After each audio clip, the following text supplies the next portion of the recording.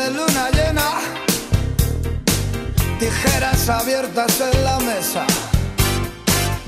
Si se cruza un gato negro o se te rompió el espejo, si no es por superstición, puede ser por precaución, pero de todas maneras, tocar madera, tocar madera, tocar madera, tocar madera.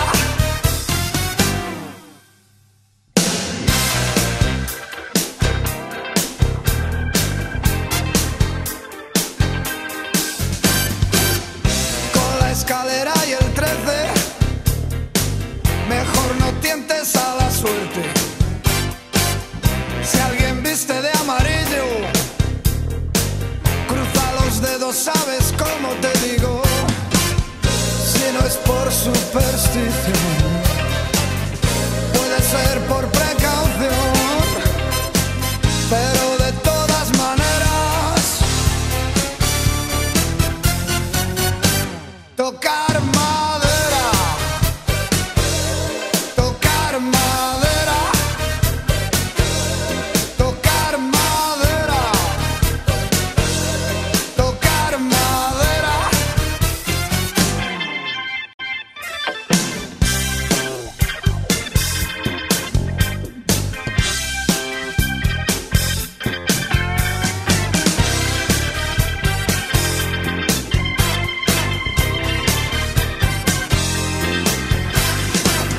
Si te marchabas de viaje y alguien nombra lo innombrable, mejor deshaces tu equipaje. Tocar madera, tocar madera, tocar madera, tocar madera.